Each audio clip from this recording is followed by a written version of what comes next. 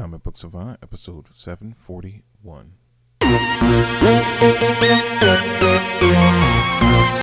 Welcome back to the Comic Book Savant podcast. I'm your host, James Harris. This episode, we're going to be doing a countdown. This was recommended to me or suggested to me by my wife, so I decided to take her suggestion and run with it. And I thought it was very timely.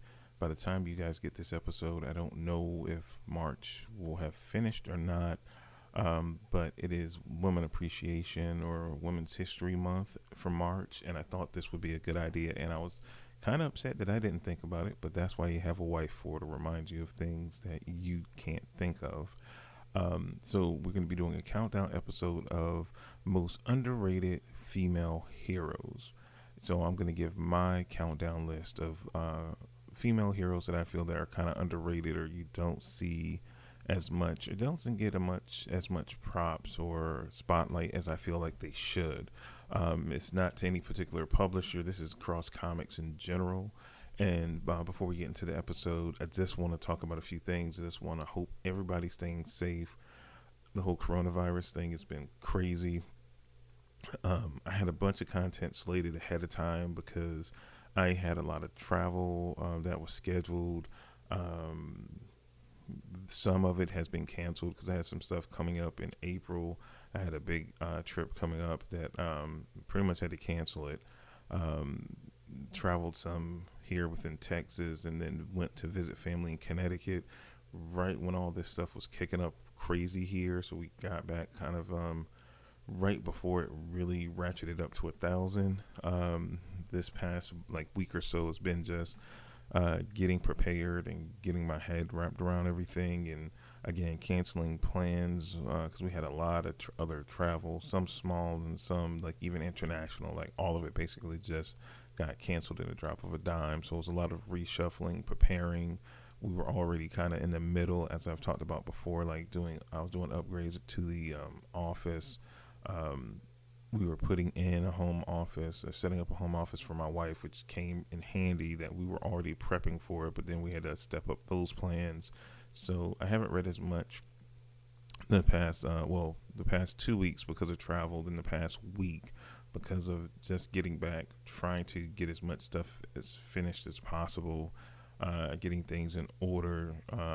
Some of you have already been doing self-quarantine. Some of you were in states where you have to lock down. So it was trying to cover all those bases, and we're not in that state yet here in Texas, but it doesn't mean that it's not. Well, in certain areas of Texas, they just enacted it, lockdown protocols. Where I'm at, not yet, but I do know some friends that are coming up and getting ready to experience that, and we're probably not going to be too far behind it. But me and my wife has been doing as much as possible to kind of just the social distancing and staying inside as much as humanly possible outside of the essential stuff, just to keep safe and not trying to get sick or get anyone else sick. So just keep that in mind. I hope all of you guys are doing well. I'm going to keep creating content. I got a lot of free time on my hands. My recording schedule is a little off from how I normally record because my wife's in-house during the day now, and she's working from home as well. So it's trying to work around each other's schedule to still post podcasts, post content for the Patreon, and I'm going to get back to shooting videos soon. I've kind of been on a hiatus from that. But I'm going to pick that up because I have so much free time on my hands. I'm just going to try to create as much content to give you guys, to keep you entertained, especially if you're locked down, that you can see me on any one of these fronts that I create content on. So that'll be a big focus for me coming up with the impending circumstances going on. So I just want to give that kind of update before we jump into the episode. And I just hope everyone's staying safe and with your families, and use that time to read some comics, enjoy your family, and just stay in the house and stay safe as possible. So for my countdown list, this is in no particular order. This is just 10 of the most underrated female heroes that I think that are underrated. You might defer. You might think they're higher up than maybe I do, but I don't hear about them. I don't see them spotlighted as much as I feel like they should. First up for me would be Cassandra Cain. She came to my mind quickly, especially after seeing the Birds of Prey Harley Quinn movie. Which I talked about it during the review. I just felt like they totally mischaracterized that character. But I love Cassandra Cain, aka Orphan now is the name that she goes by in the comics currently. I just always loved the character from her original comic series. I not too long ago picked up the first trade of that series. I wanted to go back and reread it because I remember the time when it came out. I really enjoyed it, but I haven't visited it in many years. And after seeing Birds of Prey, it really triggered me to want to go back and reconnect with the character. And I also recently read Batman and Outsiders, the current DC series. I read the first trade of that. I think I'm reviewing that coming up on, I think that's on the Patreon feed. So if you're not subscribed to that, check that out to get the Comic Book Savant Extra podcast feed. But I think the review is going to be coming up on there soon. That I'm recording that for. But anyway, she's really been on the forefront of my mind after the movie, and seeing her in her current state in that book, and seeing her in the movie made me want to go back and just kind of fill in the gaps in her history that I've missed over the past couple of years from that original series. Because that's the last time I really consistently read about the character. But just a great female character, strong, has really evolved since her creation to now. He's definitely evolved, and it made me want to get re-familiar with the character because you really haven't heard much about her. She's still been around, still being developed, but again, not really too much in the forefront. Next up on my list is Kate Spencer, which we know her as Manhunter. It was a great Mark and Draco series. If you have not read that Manhunter series, you need to do yourself a favor and check it out. It was so good. I'm trying to remember what year that came out. Let me look it up real quick. But that Mark and Draco series, when we got introduced to Kate Spencer, I know recently, what was the event?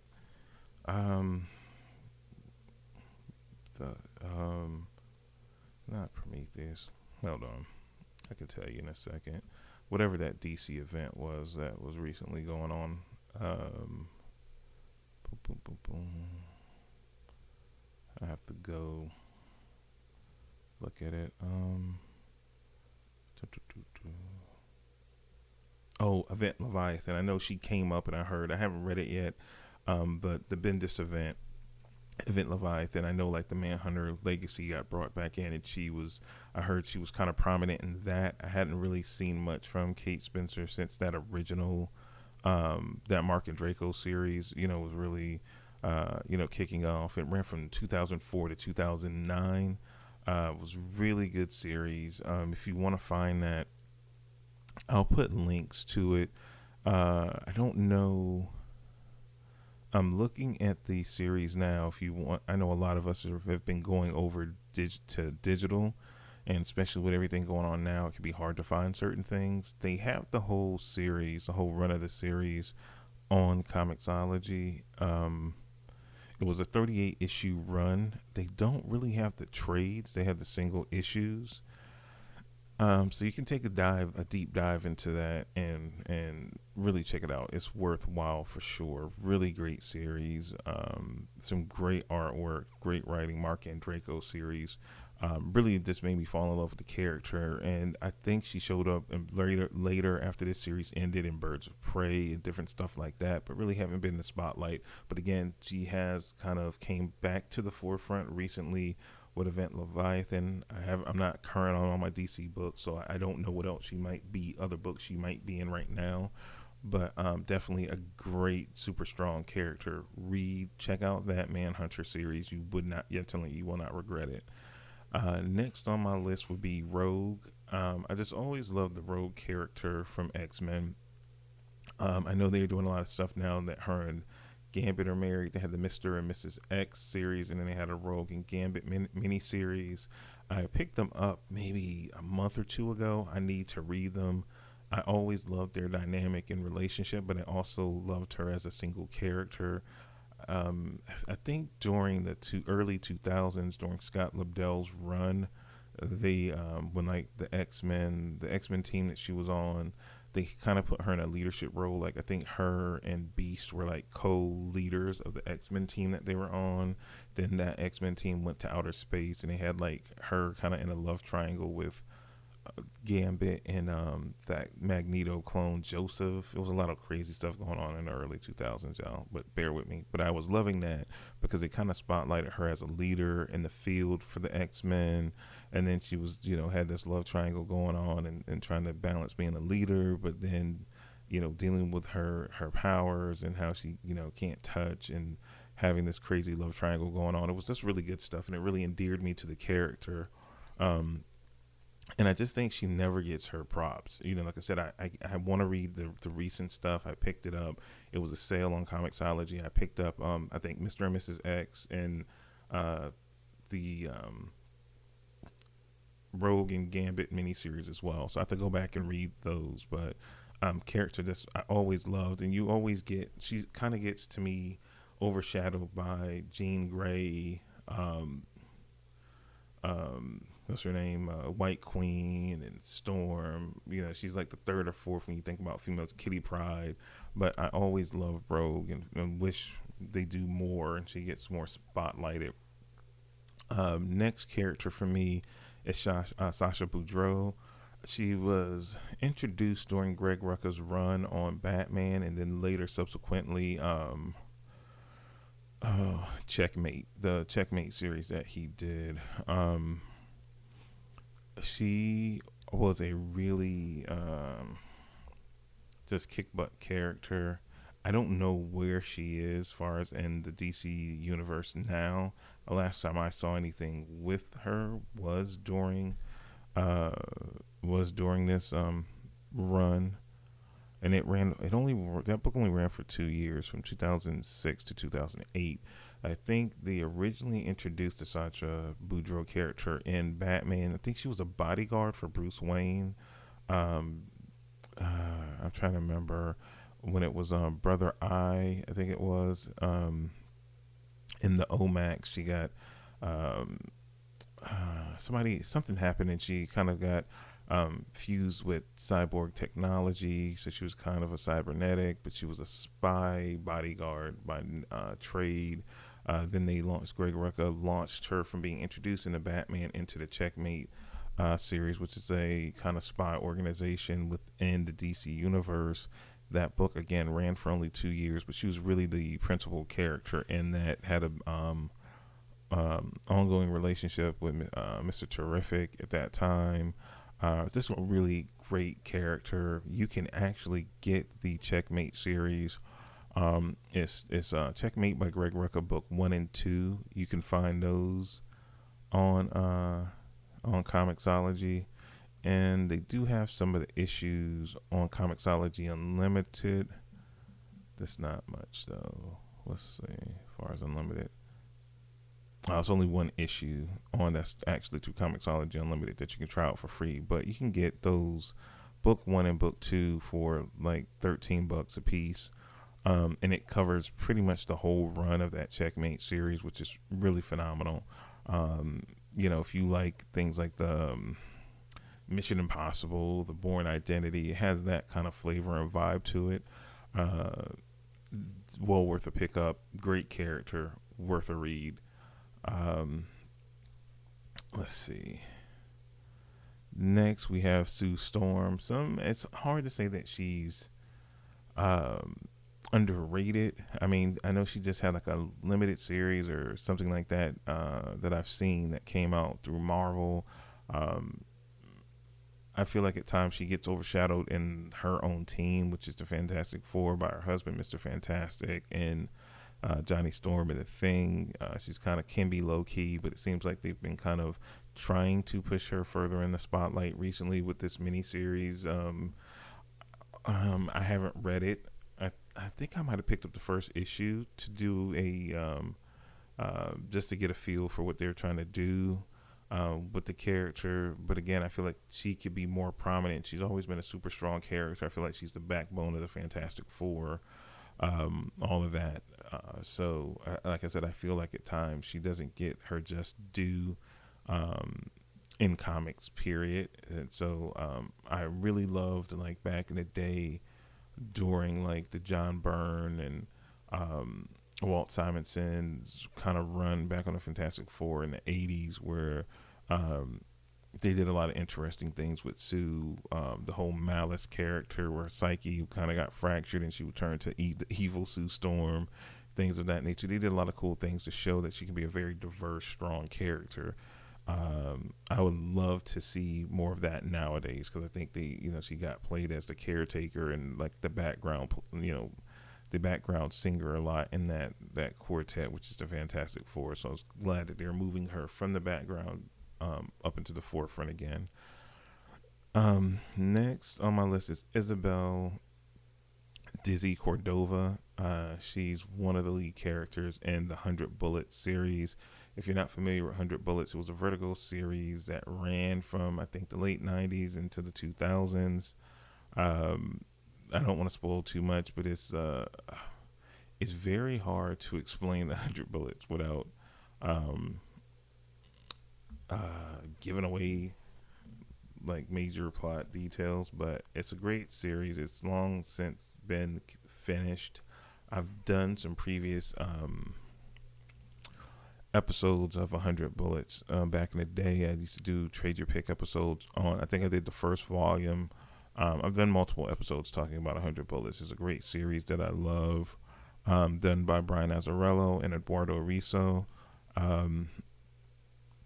It's street crime, espionage, spy-ish kind of amalgamation.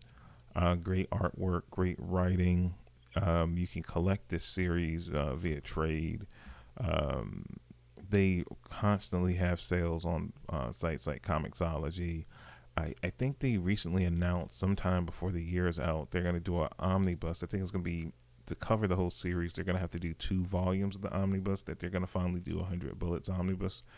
I think it's collected in graphic novels.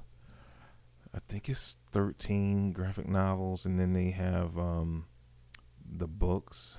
They have the books that how many volumes is the books? How many volumes?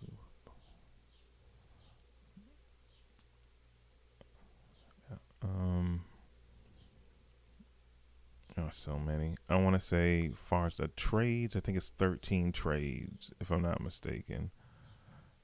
I'm trying to backtrack here. Bear with me one second. 100 Bullets.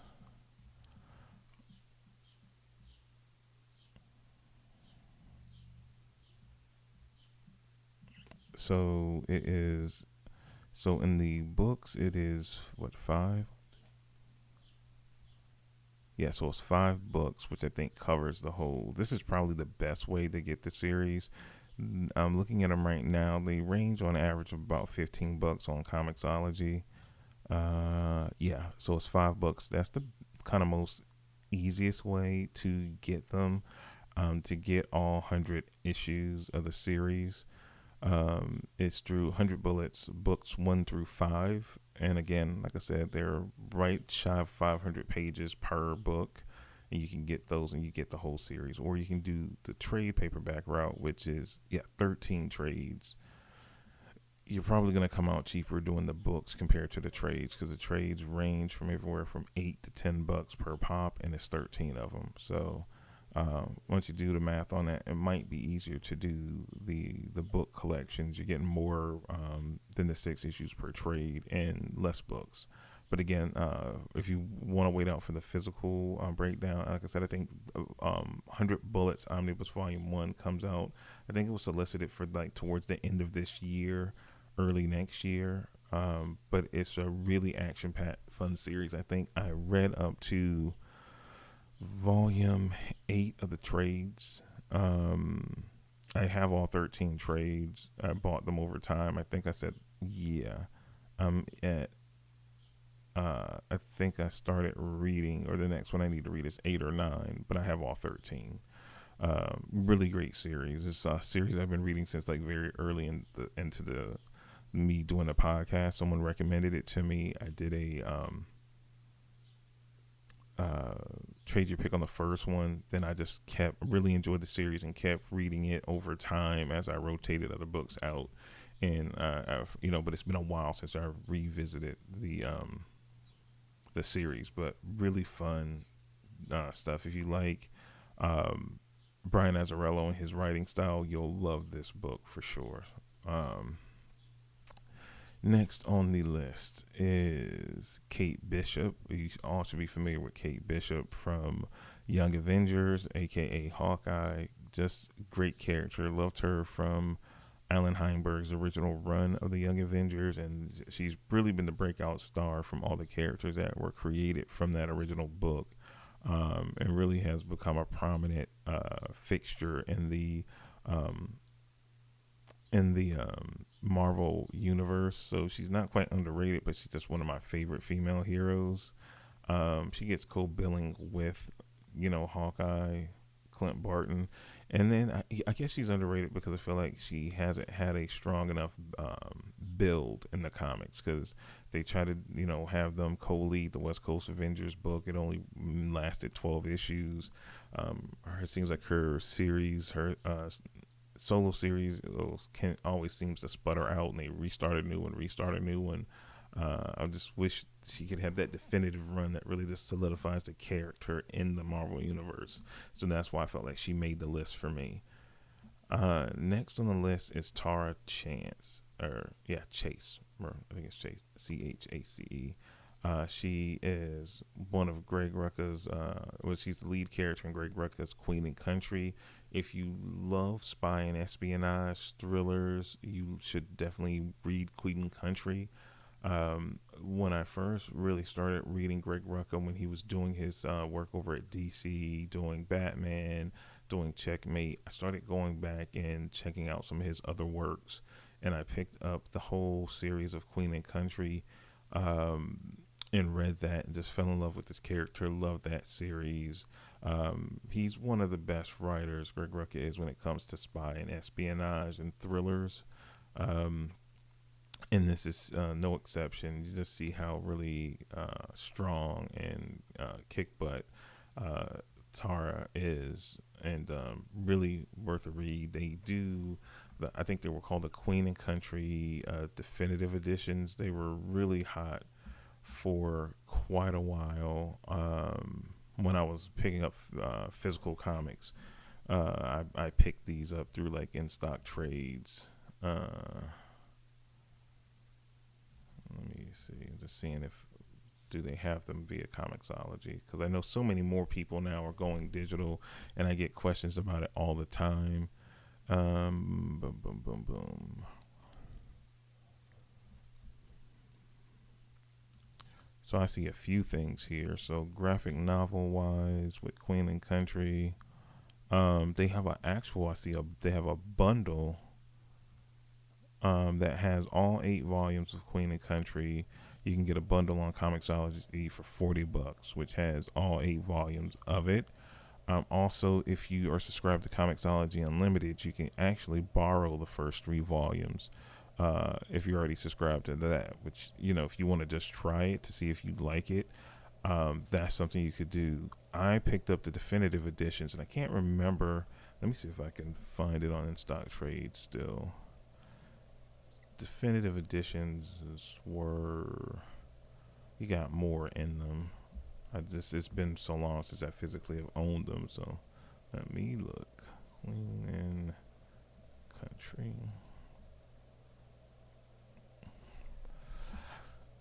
So the definitive edition, was it 4? Might have been 4. From what I'm seeing here, it was like 4 volumes instead of the 8. So you got 2, so there were 12 issues per. They're still available on, if you want physical comics, through like In Stock Trades. They run about $14, $13.99 ish per volume, and you can get the whole series in like half. They're really nice collections. Like I said, I physically owned all 4 of these, and that's how I read the whole series, through the Queen and Country definitive editions. So those are worth picking up. They're published by Oni Press. Like I said, great book. Some of Greg Rucka's, like I said, if you like his regular, comics work, you'll really enjoy this. But it's more on the spy, like I said, Mission Impossible, because that's been so big, Born Identity, James Bond. Like if you're into that kind of vibe, that's the jam that Queen and Country is. Just with MI6, which is a European version of like the FBI or whatever. So definitely, this is definitely a top read. One of my highest recommendations. Queen and Country is amazing. Next for me is Barbara Gordon, but Barbara Gordon as Oracle. I felt a certain kind of way when they reverted her back and they fixed everything with her spine and then she went back to being Batgirl. But I just thought it was so amazing, her as Oracle, that run that she had in comics for all those years, and kind of stripping that away. I kind of miss it. I would like to say maybe some throwback stories or something done there. Just spotlighting how important she was. Like at one point she was like the information guru for the Justice League, even way back when Morrison did his JLA run. It was just like she was so integral to the not just the Batman family, but to the whole DC universe in general. And I just missed that. I just thought that was something, I don't know why they chose to put her back in the Batgirl costume. I don't know if it's more publicity thing. I've read some of the Batgirl comics and they've been pleasant, but I just miss my Barbara Gordon as Oracle, and I want her back, to simply put. So I'm not gonna go on about that. I've ranted about that enough over the years since they've made that change, but whatever. Last but not least, on my countdown of my most underrated female heroes, I would put Samantha Eve Wilkins, aka Adam Eve from Invincible. Just a great character. I haven't finished reading that series. The series has ended at this point. I think I'm at the halfway point of my read through the series, and just how the character, we started off with that character to see how she has evolved in that world, and I know it's more evolution to come. Yeah, definitely. If you've never read Invincible, it's not for the faint at heart, but it is a good read, and she's one of the better characters. Not one of the main characters, but a very high up supporting character in that world and in that book. It's worth a read. I said that a lot in this episode. It's worth a read. But I like giving you guys suggestions on not just characters or storylines, but giving you books you might not have heard of. Again, Manhunter, Checkmate, 100 Bullets, Queen and Country, Invincible. If you haven't heard of these books, to give you a little bud in your ear, especially now because so much of us are spending a lot of time in the house and have a lot of dead time.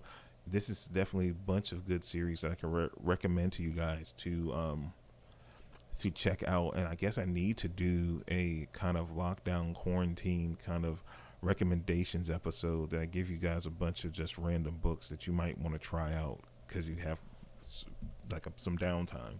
We all have some downtime in some shape, form, or fashion at this point. If not yet, probably soon, unfortunately. But while we're waiting for everything to clear up with this whole situation. But these are my top 10 list in no particular order. Hope you guys enjoyed this episode. As always, you can find me on social media, on Twitter and on Instagram at Comic Book Savant. There's also the YouTube channel, which is youtube.com/Comic Book Savant. We have the website, comicbooksavant.com, where you can find everything there.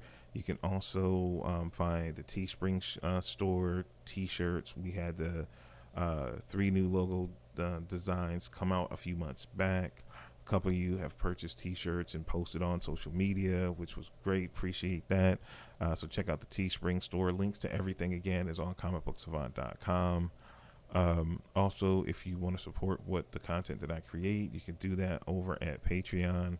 It's patreon.com/Comic Book Savant. But again, all the links to that is on the website, so you can find all of it there. That's all I have for you guys for this episode. Again, like I stated at the beginning, please stay safe. Practice social distancing. Wash your hands as much as possible. And just please, if anything else, be safe and be careful out there. Again, I have more content coming, so it shouldn't be any break in content at all that you guys should experience from me. So definitely be on the lookout.